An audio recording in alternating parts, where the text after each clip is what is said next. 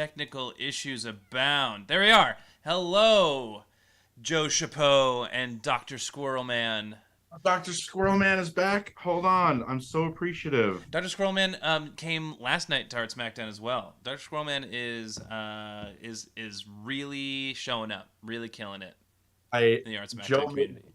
Joe made a comment and I felt I needed to apologize because I guess last week at some point I made some comment about how like Dr. Squirrelman has nothing better to do than watch us, and that's the exact opposite of what I mean. I'm actually super appreciative, and I wish that there were 1,000 Dr. Squirrelmans out there.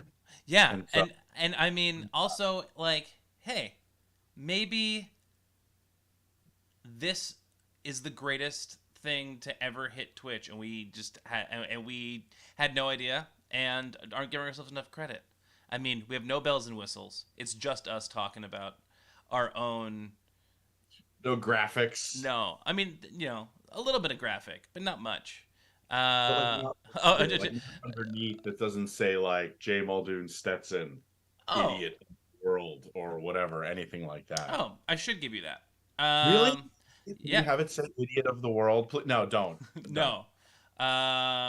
But Dr. Squirrelman did say, "Oh no, you were absolutely right." So Oh wait, now hold on. Let me. This is bad because I'm supposed to be. Sorry, keep going. oh no, I'm just going to forward Erin the link so she can watch.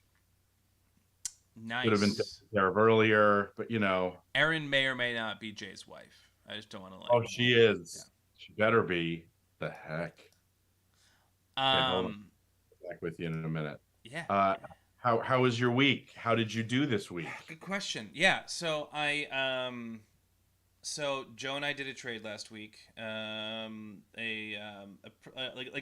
right under the wire. It was like 12:30 p.m. Eastern on Sunday, and worked out pretty well. And I think I also did a trade with our friend Burke last week as well. Like, I don't know. I've just gotten like I've historically not been a huge trader. I mean, like, I guess relatively speaking, like in comparison to the people in the um, in Joe's in my league, Uh-huh. that we're like I'd say half the people in the league don't trade at all. So like in comparison, I guess I trade a lot, but like in my other league, like I don't know, I've always been pretty conservative, and because I've always been like I had an attachment to the guys that I draft.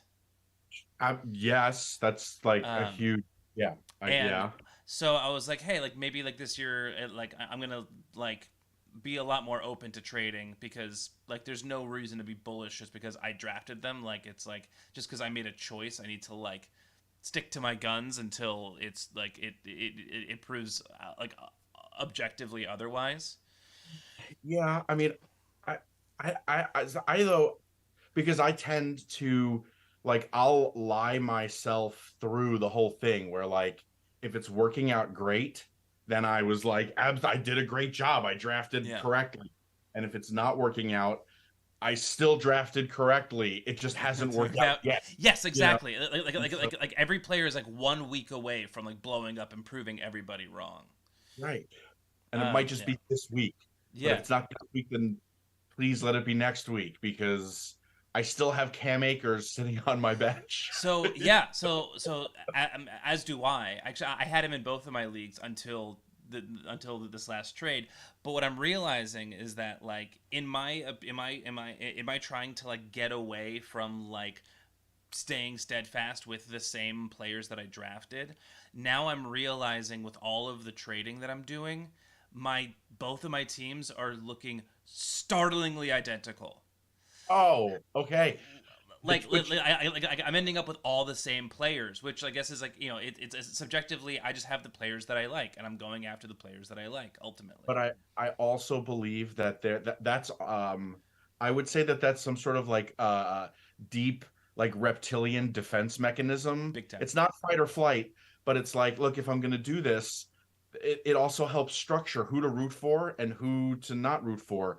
That was part of the struggle of being in like 5, 6, 7 leagues, whether it was baseball or football years ago, was I was constantly like, touchdown. Oh no, but that's touchdown. Like, like playing that guy in one league, but you're playing against him in another. Yeah, it's an emotional roller coaster. Right? All in the span of like 2 seconds. Because yeah. So I would do the same thing typically, where I would end up, and if it wasn't like a straight 100% same roster, but like your studs, you had the same stars, and but it's much easier for me just to have the one team. But I'm still doing the same thing. I'm still, I mean, I've cut and released players, but none of like my high draft picks. They're all still there. I did a trade as well with Joe. So Yeah. Joe is a common theme. Yeah. But I, we I, both I, I would say that I think Joe is the bigger trader. That oh, sounded that, always that sounded like a different word. Joe's a trader. That oh, Benedict Arnold. oh, Joe trades more, I think, than probably both of us. no, Joe is amazing at it. He's Actually, great. like Yeah. when when we have like if I'm talking with Burke or even other people in the league, and it's like, oh wait, you know what?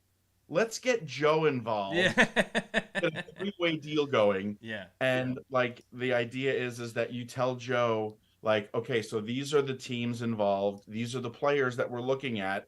Joe is sort of like a trade bot, you Yeah. know, where like you can give him like the name, the players that that are on the teams, the players that you want in the deals, and then he formulates a three-way deal.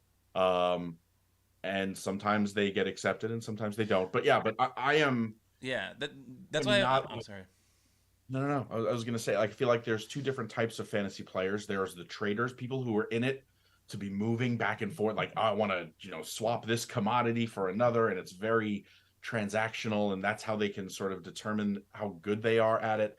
But then there are the other people who I'm not a big trader. I like to trade, but I would much rather see my entire drafted team, like winning the championship.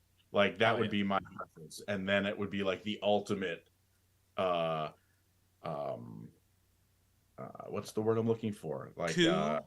no, validation Oh yeah. of like my fantasy football acumen, because sadly I need validation for my fantasy football acumen. Me too. Which is why every time a trade is brought up to me or I'm thinking trading, I text you and Joe because I'm like, because it's if I need the validation, to be like, oh, like either This is a good a deal, right? that Like you this is guys, good, right? this is good. I'm making a good deal. Which is why today when you were like, I guess I can go the way, I'm like, but it's good, right? Like I needed you to tell me that I did a good job.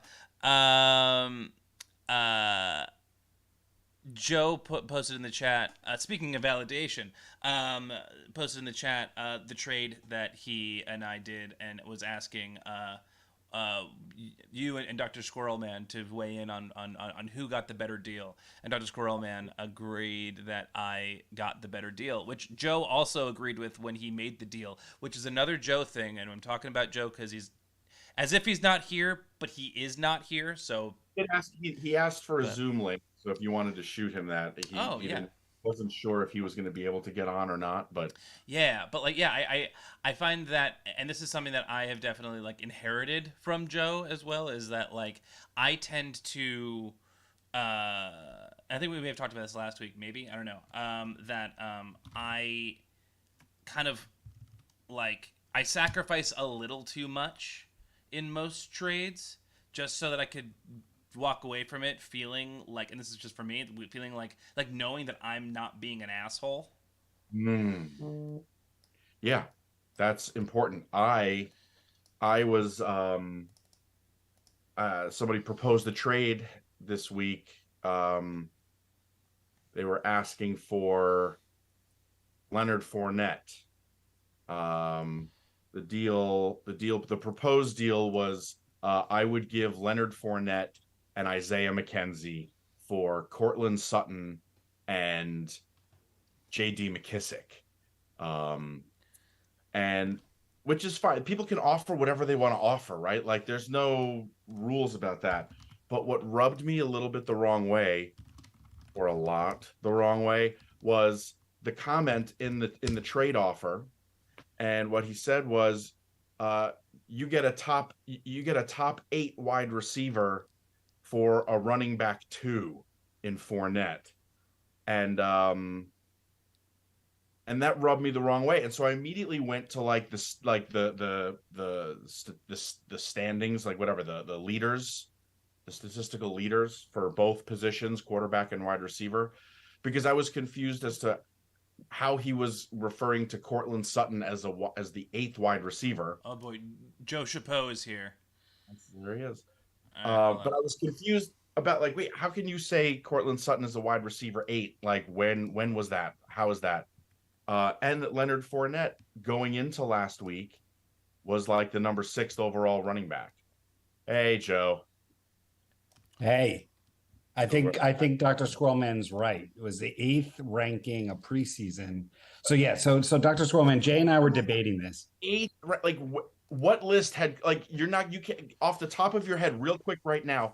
Forget about our league. Yes. Right? Our league had a lot of top wide receivers kept. And real quick off the top of your head, name 10 receivers that you would have rather had than Cortland Sutton, because I can do fair. it. That's fair. No, I think right now, the 8th was a stretch. Dare me to, no, kidding. I think the 8th was a stretch. I mean, that's a real stretch. But then to say that Fournette was an RB2, and granted, he's got Barkley, and I have McCaffrey, so technically Fournette would be my RB2 and his RB2, but pretty much anybody else in the league, that would be their RB1. Yeah. What upset me was that, like, I wasn't offended that he tried to say that. That's his, somehow that's his opinion.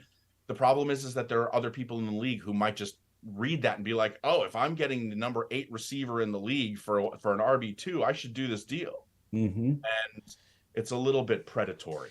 Well, and that's where that's the reason I bring it up is the same reason. Like, I don't ever feel totally comfortable, like, unless I feel like I'm giving a little too much, then I can be like, okay, good. Nobody's going to accuse me of like ripping somebody off or whatever. But so here's the difference. And yes, if the eighth ranking was completely fabricated, like if the 8th ranking was a preseason ranking, if the 8th ranking was ranking for the rest of the season, then yes, I agree with you. That's an issue. Like, I have a problem with somebody making that up. I do think in the process of trading, there's a bit of selling. You have to sell. Like, for me, for instance, I have Geno Smith in our league, Jay. Like, if I was deciding right now I was going to move him, I don't know where he's probably ranked top.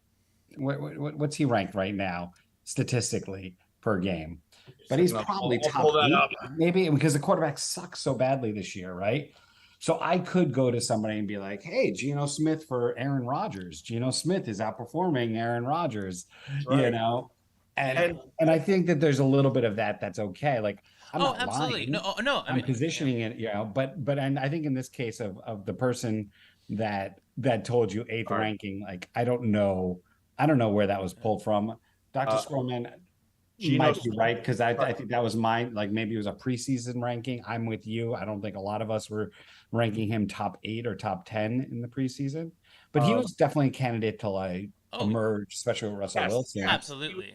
I don't know where he got drafted. It might have been like, maybe it was the 5th, 6th, 7th round, something like that. I mean, with Russell Wilson, it was looking good, but at this point, yeah.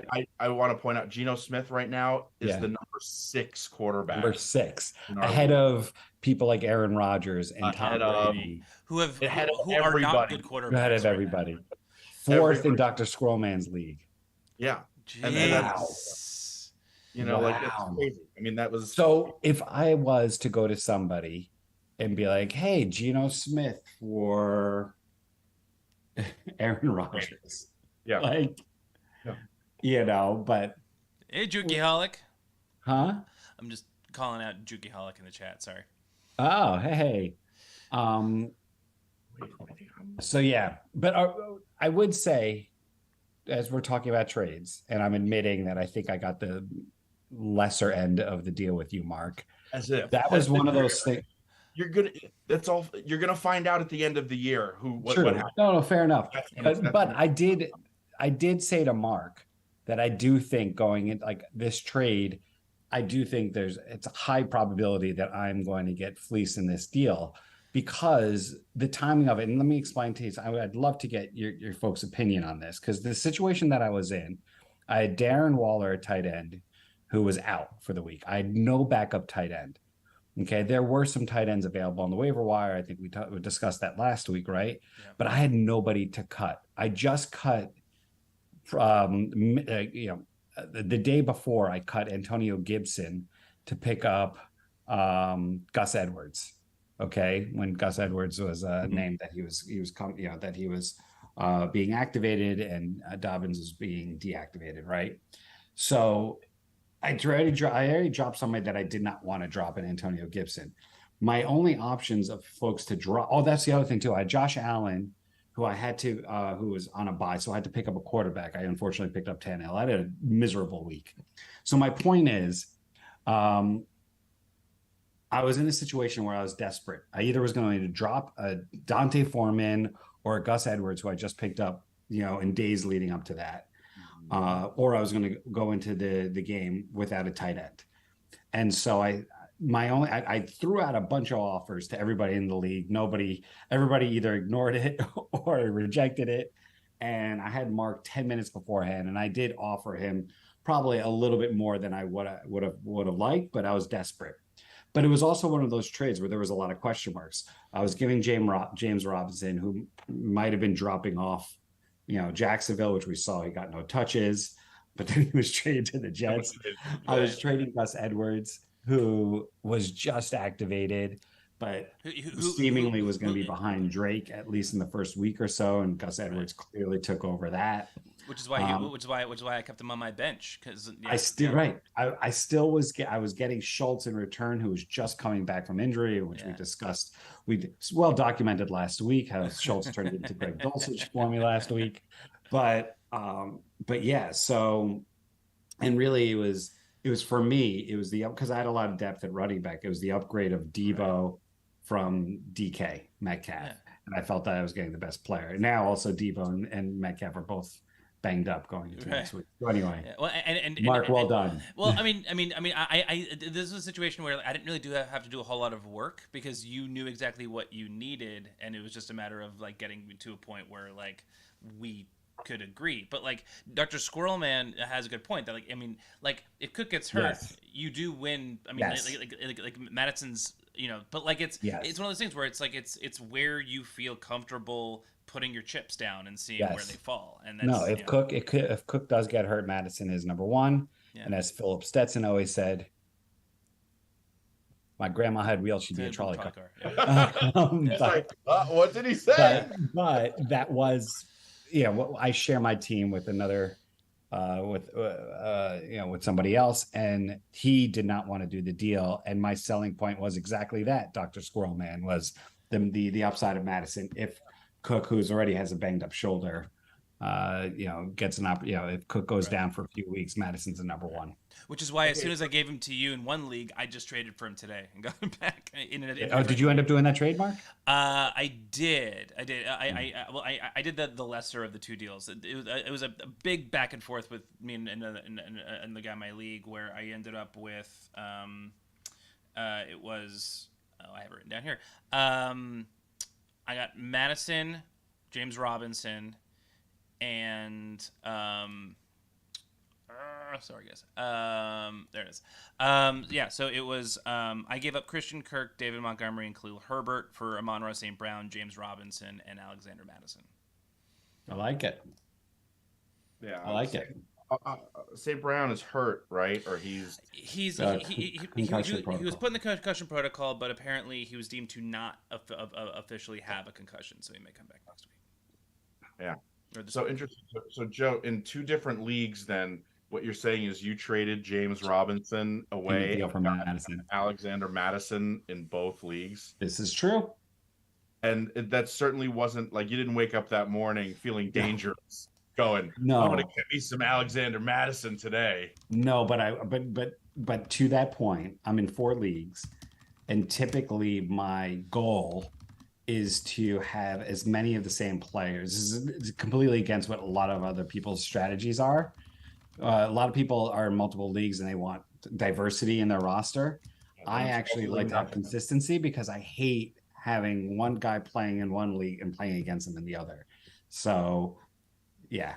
That's what we were talking about. Like we were talking about that just before. It's like you end up like getting excited for somebody scoring a touchdown, but then a second later you're like, oh wait, but that hurts me in the other league.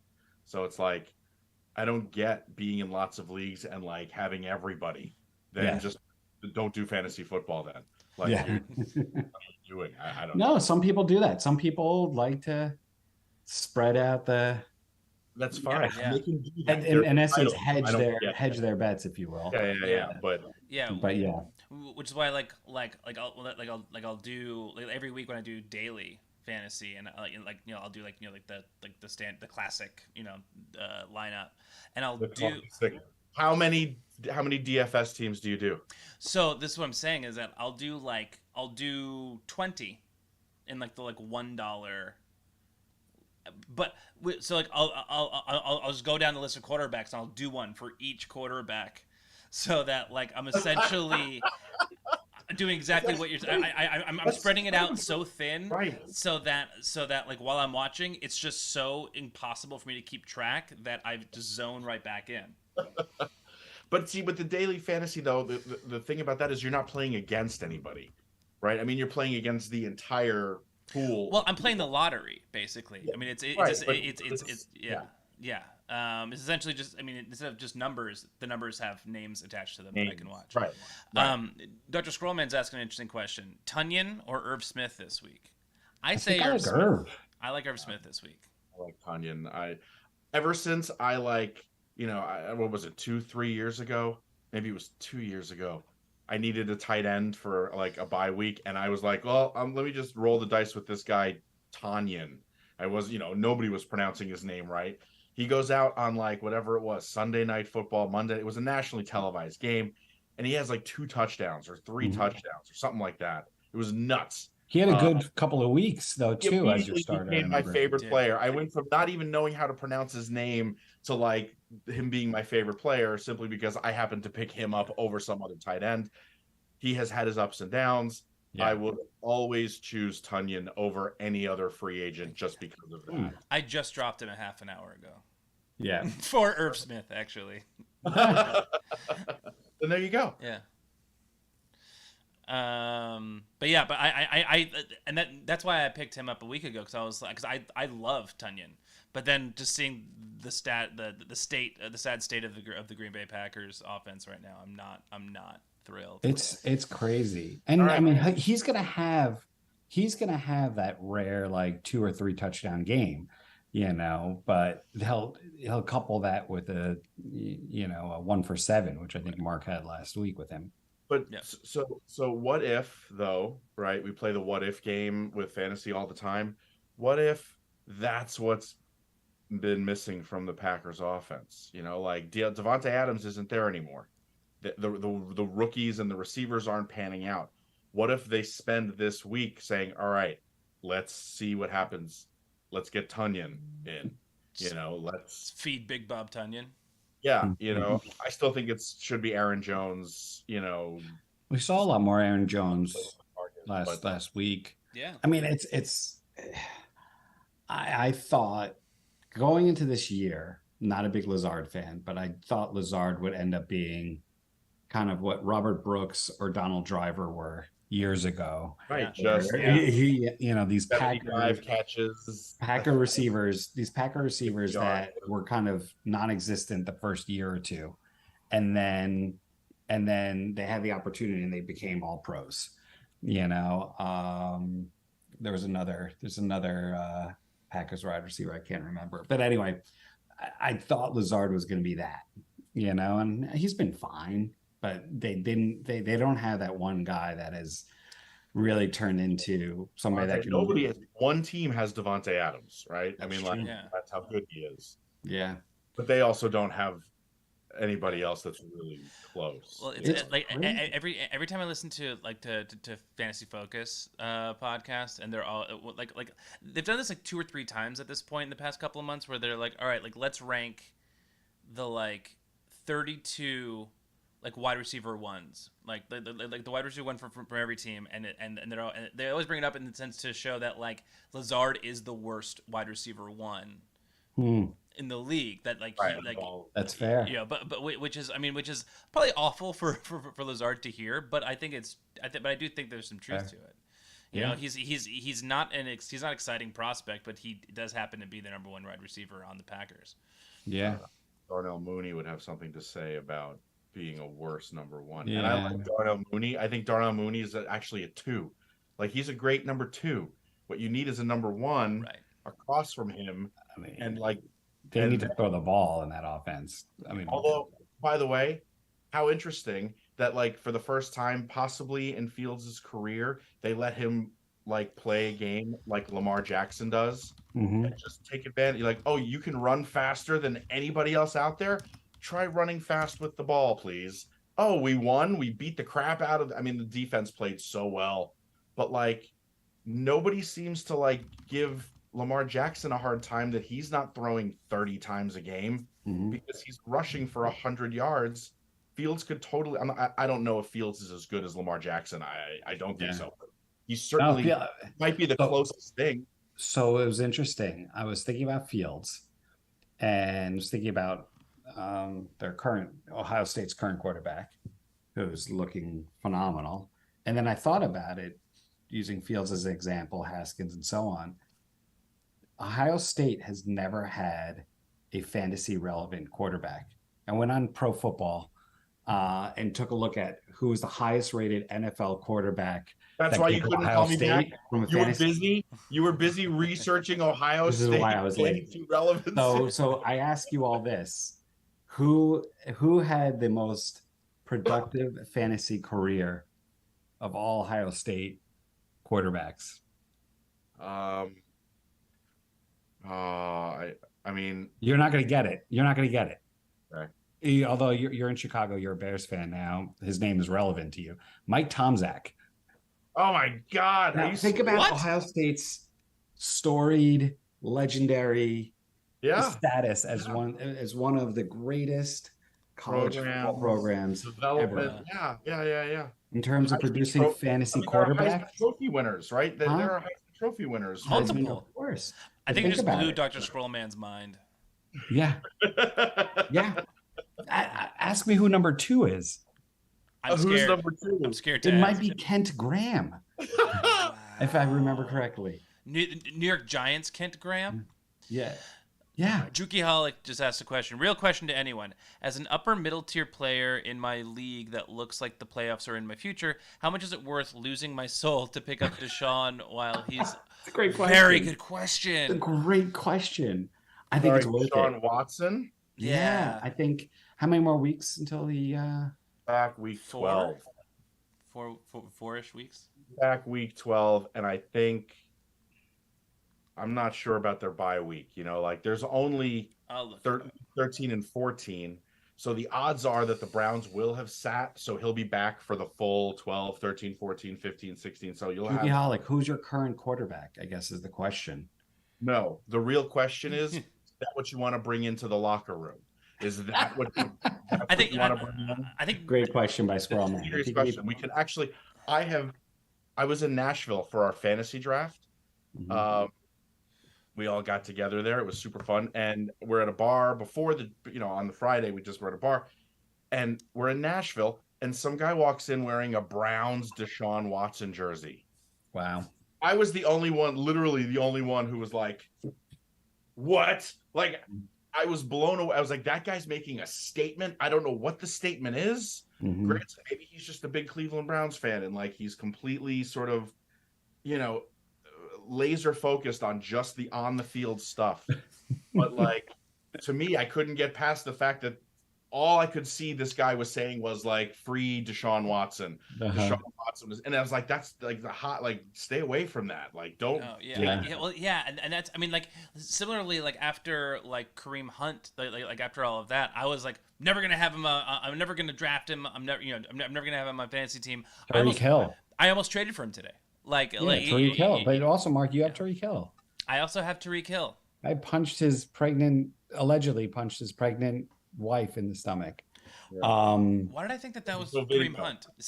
You see, like video of that. I'm standing on principle, and I don't even know what the details. So, by the way, Juki Holic, I think I love the strategy around picking up Tua because I think you're right. Refs are going to protect him. Joe Mixon, good point, Doc. Joe Mixon. Mixon was another one who there's video of that. Is there video of Joe Mixon? Yeah, there's video of in the convenience store. Not convenience store, in the like Wendy's or whatever. It was in Wendy's at college. But yeah, so because he was still in college when it happened, you say, oh, he was just a young kid, he's still learning. No, it's still disgusting. I agree, by the way. Yeah. By the way, I have Kamara, and it sounds like he really did some damage to somebody in Vegas this year. So I'm personally a Browns fan, but in the sickos way, that they are awful and will always be awful. All right, that's fair. So Deshaun Watson is like a top 5 quarterback. Like you saw, like how as the Houston Texans were winning the AFC South a bunch of years until like, and then afterwards, like without him, they're awful. Like awful. I think Deshaun Watson's super talented. He just can't seem to. Yeah, he will be an upgrade over Tua. Yes, if you can get that, that's it. The back's over his head. I think if you have a roster spot, and Dr. Squirrelman's right, especially if there's an IR spot that you can put him on or some. But yeah, if there's a roster spot, I would come up if he's available. He's not available in most of my leagues. Mark, he might be available in our auction league, by the way. But those have to be 1 quarterback leagues. Yes. Like, I can't imagine he's available in the 2 quarterback leagues. No, I agree. I'm pretty certain you're right. I don't think anyone has him on their team. Yeah. And by the way, the Browns bye is week 9. Okay, so once he's back for good. And all of my grandstanding and all that, I actually held him all year last year, like when everything was fresh and new and he was still on the Texans. I held on to him hoping that he might get traded and play. So who's the whore? Like him, I guess. Yeah, and that's the question, Juki Holic. Like I don't know. Like it's there's I don't know.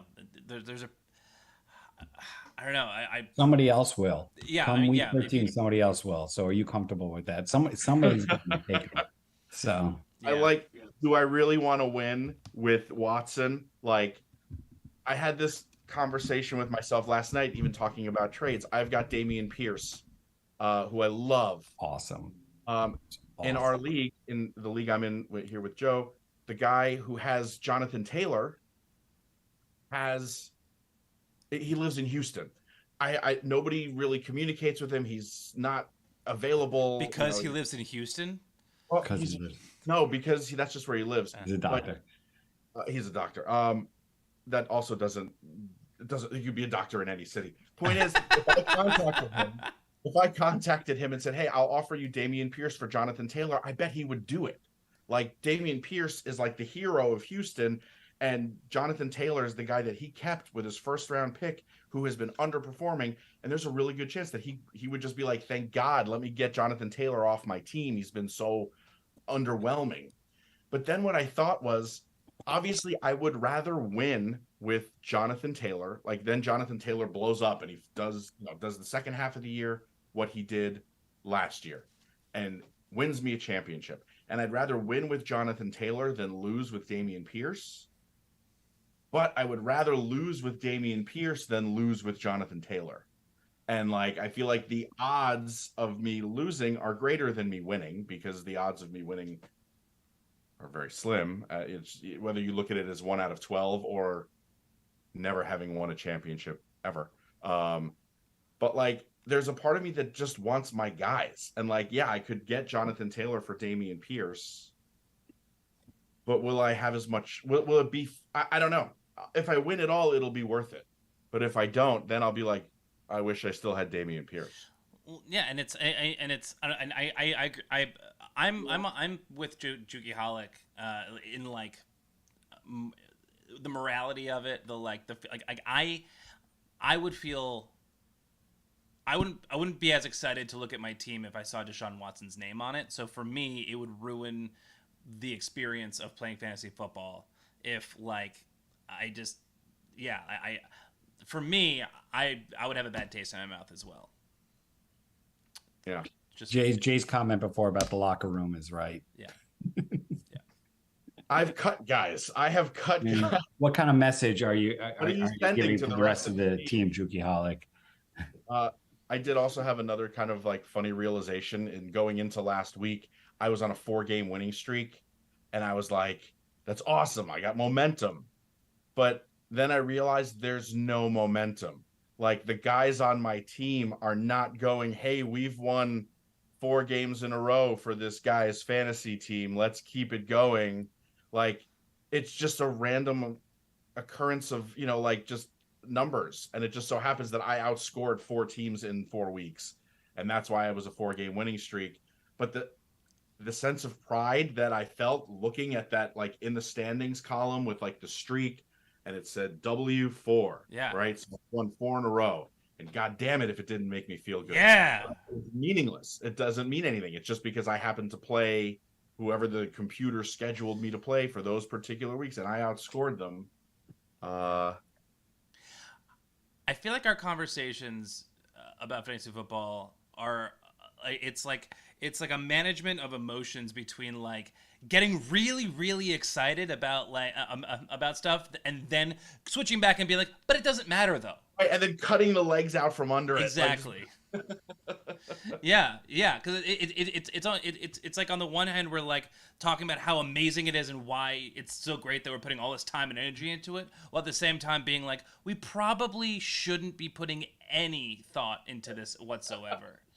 It's just right. yeah. It's I don't know. It's almost like we're convincing ourselves to keep doing it, but to stop doing it altogether. Yeah, right. We are why it's not conflicted. worth I it. think. Yeah. So one of the specific things that I wanted to talk about as someone Yes. who had Christian McCaffrey, I was excited about the trade to San Francisco, but I have Debo as well. And so as soon as the trade happened, like Thursday night, the first thing I was excited because I think that McCaffrey on the 49ers is way better than McCaffrey on the Panthers, just as an offense goes. But is that going to take away from Debo? And should I trade Debo? Do I trade McCaffrey? Do I just sit tight and hope that it all, because again, what I love Debo. Debo was one of my 2 keepers, freaking love that guy. And so the idea of trading him is like, that's crazy. So like maybe McCaffrey I would trade. But if he stays healthy, I think that he could end up being the runaway number 1 running back for the rest of the year. So I don't know. I don't know. I feel like I'm just going to end up starting them both and being a 49er fan this year. Yeah. I mean, they're such a fun team, like from top to bottom. It's one of those things where it's just like I really enjoy watching pretty much all like every main player on that team. Like why not just give in, be a Niners fan, and just have a good time. Yeah. I think both of those players could have any given day. They could have 200 plus all-purpose yards, right? Yeah. Like so, it's worth just riding the wave and expecting Shanahan to make them both fantasy relevant. Because if you think about it too, right? Like that offense last year, whether it was Mitchell or then Jeff Wilson after Mitchell got injured, they had a top 10 performing running back each week. They always do, whether it was Mostert or Tevin Coleman. It's true. Or like, maybe Coleman is a bit of a stretch, but something that. So here was another question that I had about that is, what are the odds that like the 49ers have an uncanny ability to only draft super talented, injury-prone running backs? Like, I don't think that's possible. right? I don't think that's the way it works. I actually think that however, which makes me a little nervous about McCaffrey, but whatever this zone scheme, the one cut, whatever it is, the scheme that Shanahan runs, I feel like it's dangerous to running backs. Like somehow the running backs are getting hit harder, or I don't know what it is, but you cannot convince me that every single running back that they have drafted have all been good and then get injured. They and all then they get run so hard. He gets them to run so hard. however it works. Wilson is fast. Elijah Mitchell's fast. Mostert is like almost as fast as Tyreek Hill. Didn't know that. Like, but so somehow, but then they're also super injury prone. Like it's not real. Like there has to be something else to it. And it makes me a little nervous that McCaffrey's there because I feel like I'm probably wrong, but the last time a Mike Shanahan run offense had like a running back stay healthy the whole year was like Devonta Freeman in Atlanta.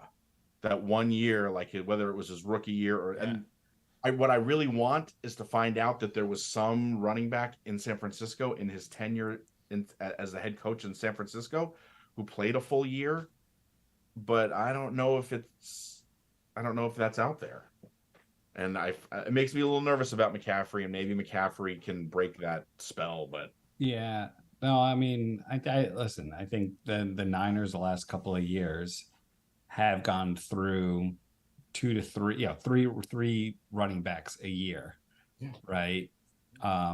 It's the curse of Frank. Yeah, that's curse of Frank Gore. The line of night. Because Frank Gore for years, he was there for every year, all the time. How many years? Dr. Squirrelman, as a Niners fan, how many? I've got to see this. How many years did Gore overlap with Shanahan? Because I'm wondering, did Shanahan come and then they got rid of Gore? Because I think you're right, Jay. The Atlanta Falcons, when they had Freeman and Coleman, both of those guys stayed healthy. Yeah. And then his father, if you think about it's the same scheme that his father ran with the Broncos with Terrell Davis. Terrell Davis was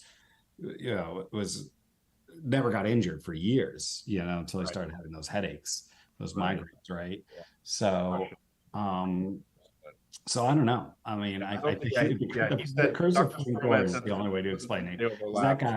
That guy played for so long, so many years.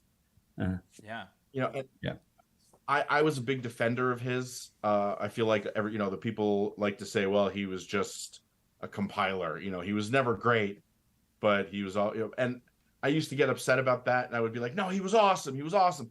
But like, I don't know if he was ever actually awesome. He did tear his ACL early in his career. I don't know if it was at Miami or if it was like early in San Francisco. Obviously, that's where he was. But he tore his ACL. But then after that, I feel like he just never got injured and just played every week. Yeah. Dr. Squirrelman says he doesn't think there was any overlap. Yeah. And that was the most insane 2 ACL ever. Whoa, 2 ACL tears in Miami? Wow. And then none of that as a pro. And he was just fine. And I just feel like he never got injured. Where is he on the all-time list now? Is he like? I think he passed Barry Sanders. I think he did. Second or third? I think he might be second. Yeah. All time. Which I got to look it up. Yeah. I mean, after coaching 7th and 8th grade football, assistant coaching 7th and 8th grade football this year, and seeing how many people get injured in that game in that level, the fact that you can play for third behind he finished at 16,000 yards flat, not 16. Oh, yeah, that's so Frank Gore. There's only 3 running backs that surpassed 16,000 yards. It was Gore, Peyton, and Emmett. That's crazy. He was only 726 yards from Walter Payton. I thought you were going to say he was only 726 years old. And he's only 700. He's 145 years old. And he's boxing now. Right. And now he's a boxer. Like, what the heck? But the fact that you can play that many years and not get like a major injury is like, that's Hall of Fame worthy. I kind of feel like it's not about you being the best at the position. It's just about you staying healthy, sticking around long enough. And being and he was better than good. Like, he wasn't just average at the end. He was, but yeah, it's true. What What are your guys' thoughts on Gus Edwards? Do you think that that he's for real right now? Do you think that like like what's his knee issue that he came out of this game with? So But I think that yeah. he had the knee issue. Like that's what he was out with, wasn't it? Well, right, but he's been limited in practice the past couple of days. Right, but this is like his first game action. I feel like, I mean, he's clearly the running back to own there, but again, Lamar Jackson's the RB1 in Baltimore. Right. So like, you're kind of hoping for a touchdown out of him. I think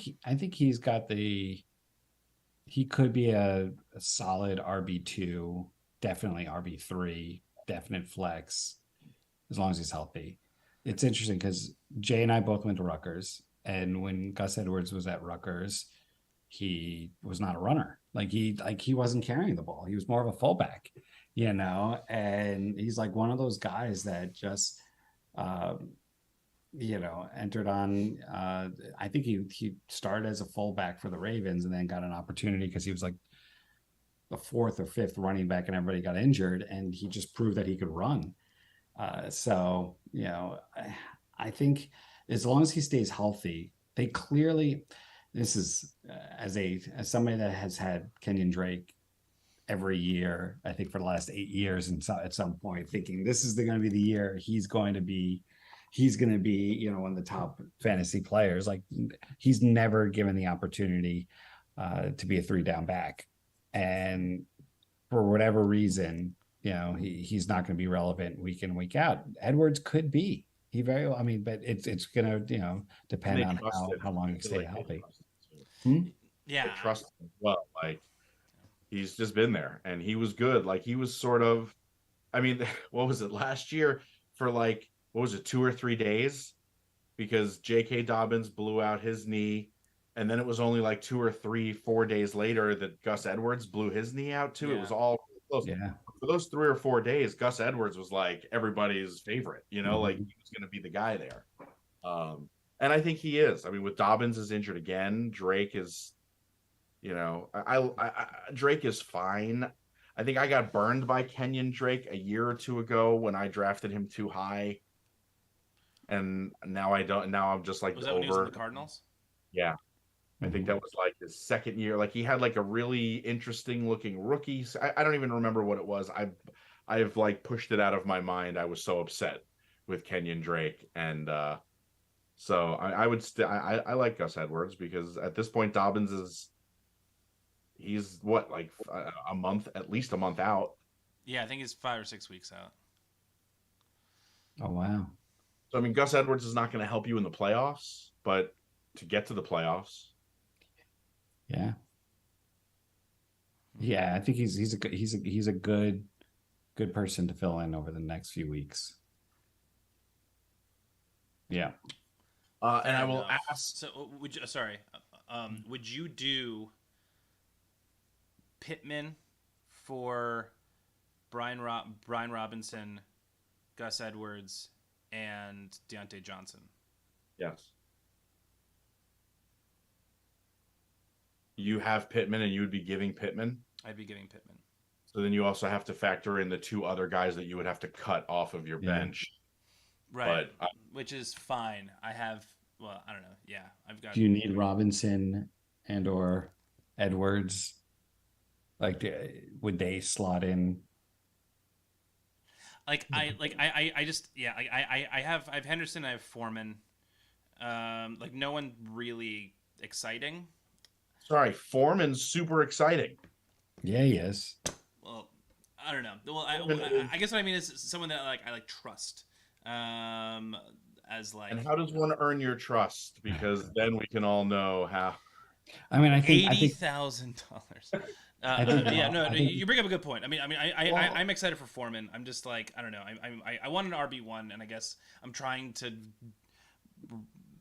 wrap my head around whatever this running back situation is in the NFL right now. It's not bad to stockpile on running backs, like especially too if you are concerned about the Colts quarterback situation. Yeah.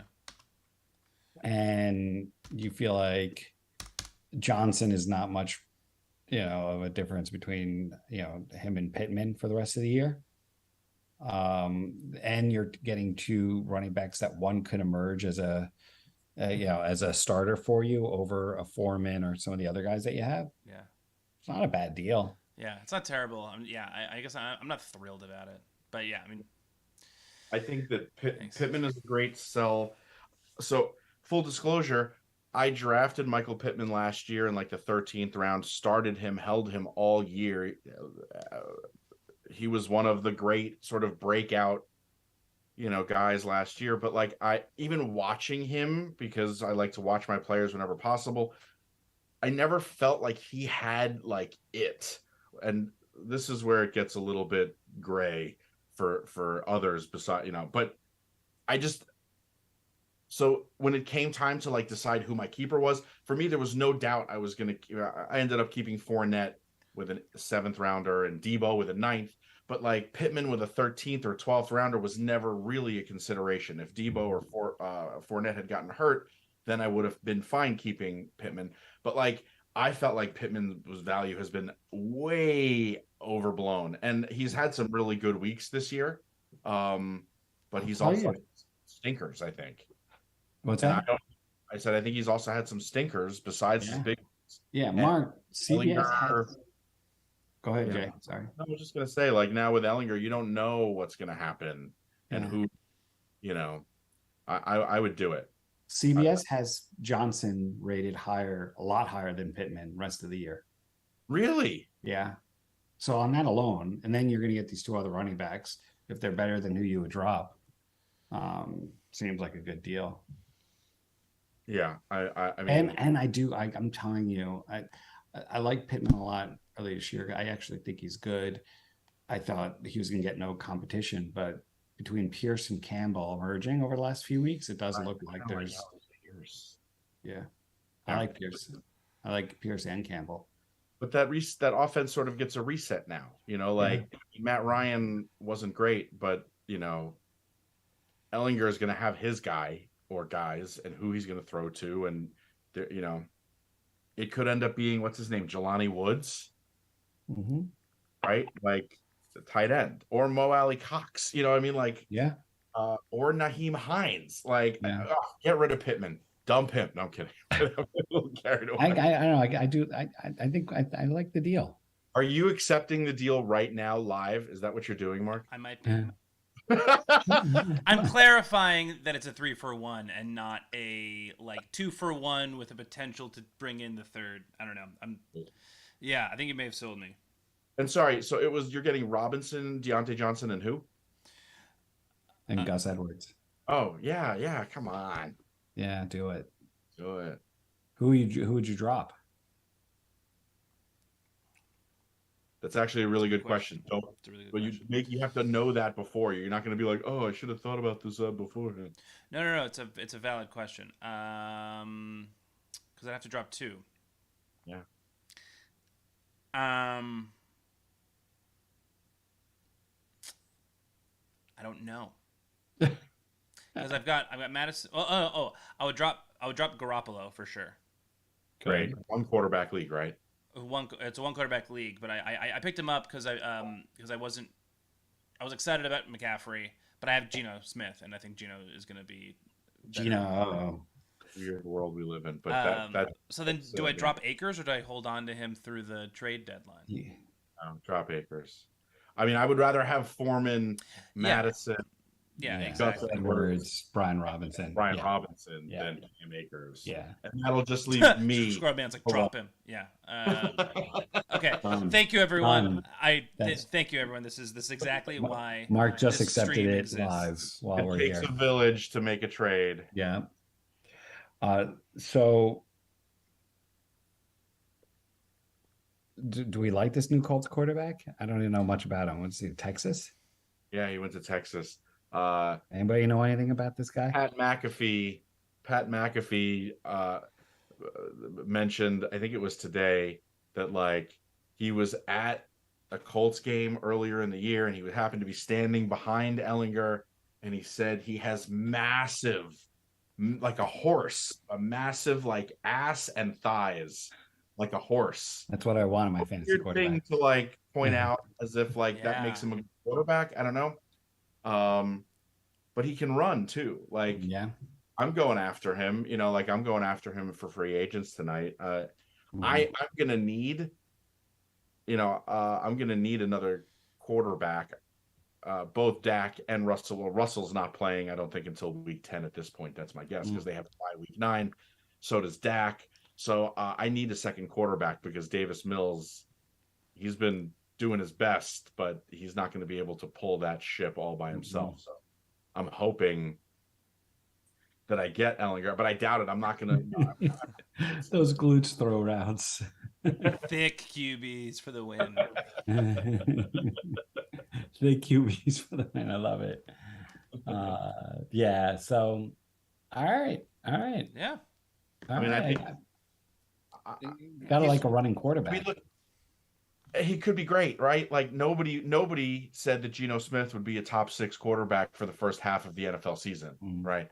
So for us to sit here and be like, I know about Ellinger, I know what he's gonna do, it's absurd. This is the leg cutting out part of the program where we start bashing ourselves for even talking about this. But I like him. I mean, he's a quarterback, he's a starter, Okay. All right. Do you remember, Joe, that we were at the game, the preseason game? Sorry, in my mind, this is connected. Joe and I were at the preseason game, the Rams-Giants game, when Trent Green got his knee blown out. The Rams had signed Trent Green to a big free agent contract. Yeah. He was going to lead them to the playoffs and the Super Bowl, whatnot. And at Giant Stadium, he blew out his knee. And I remember that. Kurt Warner came in. I don't remember anything Kurt Warner did during that game, but nobody was happy about Kurt Warner jogging onto the field. And turns out that he was like the greatest undrafted free agent in the history of the NFL. So, yeah, that's right. We were at that preseason game. Good point. Is asking, that was a 97, 98? I don't even remember. I think 98. Juju said, you say route, like for ROUTE 66. How do you pronounce it? Now we're getting some good. So for me, it depends. Because in New Jersey, there's Route 4. Right. But if I'm gonna say, what route are you taking? Like if it's in terms of like which directions are you heading in and what is the way you're gonna go, then it's route. Right. But if it's a highway, it's route. It's Route 66, Route 4, Route 80. But then I don't ever say route, like what route are you taking? That sounds weird to me. I say, what route are you taking? Or a receiver is running a route, not a route. Thanks for gifting the sub, Dr. Squirrel Man. Dr. Squirrel Man. Really appreciate it. So it's guys, do you want to call it? Yeah, it's 10 o'clock. We have to have standards, otherwise. Yeah. Big shout out to Juki Holic and Dr. Juki Holic and Dr. Squirrel Man. Glutes throw roots. Because it rhymes. That's that good. That makes more sense. Roots. All right, I'm now pronouncing it roots from here on out. Everyone, thank you, Juki Holic and Dr. Squirrel Man for hanging out with us. If we're gonna raid somebody else, are you sending 2 people there? Is that what we're doing? Yeah, they could. I don't know how it works. I learned about raiding last week, so. No, yeah, that's exactly how it works. Why can't I find it? Oh, because it's not open. You too, Dr. Squirrel Man. You too. Thank you. Let's get James Robinson in the lineup. So, talking to the Jets and David and Mr. Saleh. I'm going to we're gonna raid Friend Zone. The Rob Hubel and we're just gonna there we go. Human Giant. Do it. See you later, everybody. Take care. See you next week. Bye-bye.